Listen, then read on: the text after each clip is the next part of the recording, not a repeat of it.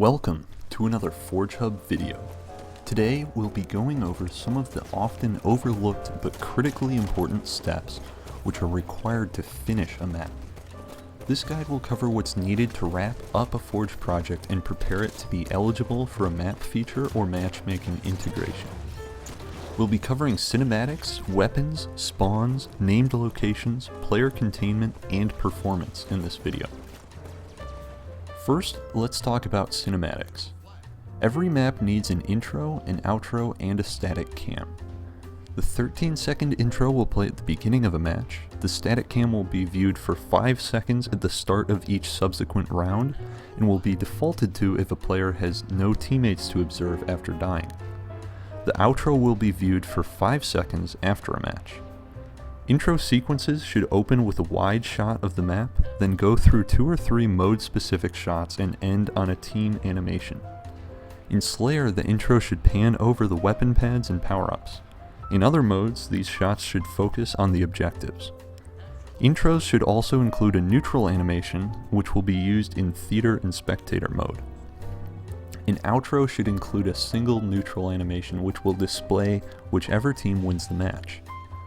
Static cams should be set to team specific, but if they are, they will be defaulted to and play instead of neutral shots in the intro sequence. Feel free to check out our cinematics tutorial for further instructions in this area. Matchmaking maps follow a specific formula for weapon placement as well. Only Tier 3 weapons should be placed on pads. Standard timers for pads are 2 and 3 minutes. Staggering pads will create important moments when both timers align at the 6-minute mark in a match. Sniper weapons are placed on 3-minute timers, while rockets, railguns, and casters occupy 2-minute timers. 4v4 maps have 2 or fewer pads, and BTB maps have 3 or fewer. Weapons in tiers 1 and 2, as well as power-ups, are never placed on weapon pads. The respawn time on tier 2 weapons and power-ups will not begin counting down until after the weapon despawns. The power-ups despawn as soon as they are picked up. 2 minutes is the standard respawn timer for all power-ups. Tier 1 respawn timers actually begin counting down as soon as the weapons are acquired by players. Strongholds often includes a unique weapon set, and weapons placed near ball spawns are often excluded from assault. This can all be achieved through using include and exclude labels for different game modes. Spawning is another important area.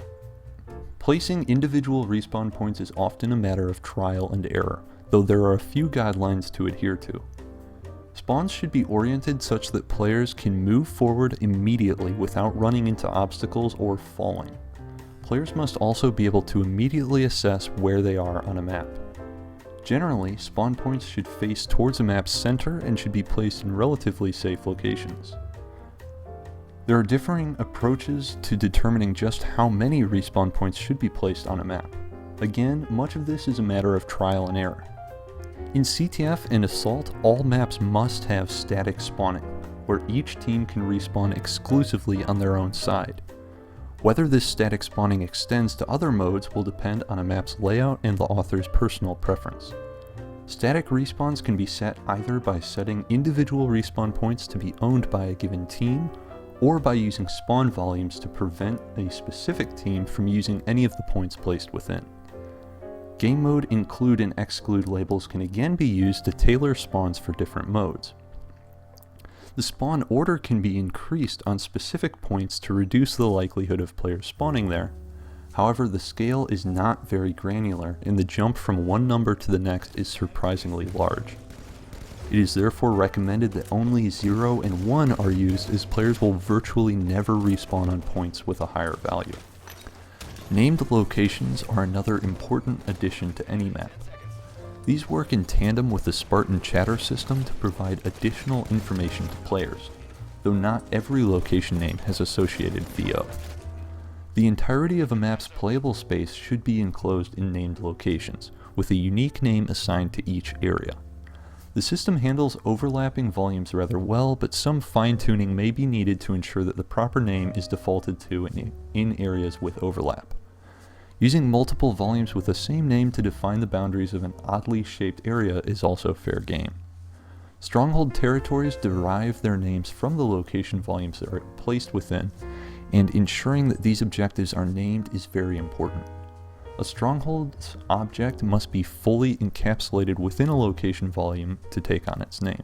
Player containment is the next important element to consider when finishing a map.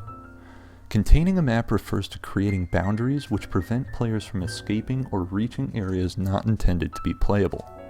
Containment is achieved through using a combination of kill volumes, safe volumes, and invisible barriers. Making all boundaries visible in the Forge tool settings is helpful for ensuring a map is fully contained. Creating walls, floors, and ceilings with hard kill volumes and invisible barriers to define the boundaries of a playable space is a must. With containment, it's best to operate on a Murphy's Law philosophy. If it is possible to escape, someone will do it, no matter how difficult it may be.